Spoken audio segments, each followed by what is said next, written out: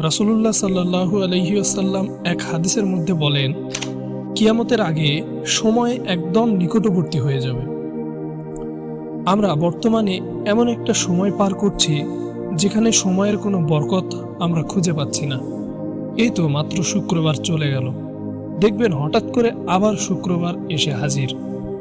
সময় কেন জানি হাতের মুঠোয় বালুর মতো দ্রুত ফুরিয়ে যাচ্ছে, অথচ আমাদের জীবনের প্রতিটি মুহূর্ত অত্যন্ত গুরুত্বপূর্ণ।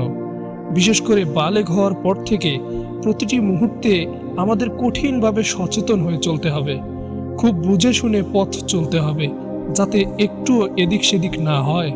কারণ কিয়ামতের ময়দানে আমাদের প্রতিটি সেকেন্ডের প্রশ্নের মুখোমুখি হতে হবে। সহিহ বুখারীর বর্ণনা অনুযায়ী কিয়ামতের নিকটবর্তী সময়ে একটি বছর একটি মাসের মতন মনে হবে, আর একটি মাস হবে একটি সপ্তাহের মতো। আজ আমরা সোশ্যাল মিডিয়া আর দুনিয়াবি ব্যস্ততায় এতটাই মগ্ন যে ঘড়ির কাঁটা কখন কোন দিক থেকে চলে যাচ্ছে, কোন দিক থেকে দিন এসে রাত হয়ে যাচ্ছে আমরা টেরই পাচ্ছি না। কিন্তু মনে রাখবেন, এই দ্রুত চলে যাওয়া সময় আপনার জন্য হয় জান্নাতের পুঁজি, না হয় আফসোসের কারণ হয়ে দাঁড়াবে।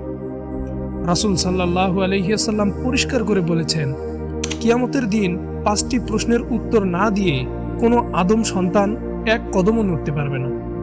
তার মধ্যে অন্যতম হলো, তুমি তোমার জীবন কোন কাজে ব্যয় করেছ এবং তোমার যৌবনকাল কোন পথে ক্ষয় করেছ। আমরা যারা এখন যৌবনকালে আছি বা বালেগ হয়েছি, আমাদের কাঁধে এখন দায়িত্বের পাহাড়। প্রতিটি কথা, প্রতিটি দৃষ্টি এবং প্রতিটি কাজের হিসাব রেকর্ড হচ্ছে। আমরা কি সময়ের অপচয় করছি, নাকি এই দ্রুত বয়ে যাওয়া সময়কে আমল দিয়ে সাজাচ্ছি? সময় যেহেতু দ্রুত চলে যাচ্ছে, তাই আমাদের অলসতা করার আর কোনো সুযোগ নেই। এখনই তওবা করার সময়, এখনই নিজেকে শুধরে নেওয়ার সময়। আজ যা অবহেলা করছি, কাল তাই হবে আমাদের আক্ষেপের কারণ। আসুন ভাই, সময়ের এই বরকতহীনতা দেখে আমরা আতঙ্কিত না হয়ে বরং সচেতন হই। দুনিয়ার এই ক্ষণস্থায়ী মোহ ছেড়ে আখিরাতের চিরস্থায়ী প্রস্তুতির দিকে মনোযোগী হই। মহান আল্লাহ তাআলা আমাদের সময়ে বরকত দান করুন এবং প্রতিটি মুহূর্ত ঈমানের সাথে অতিবাহিত করার তৌফিক দান করুন। আমিন।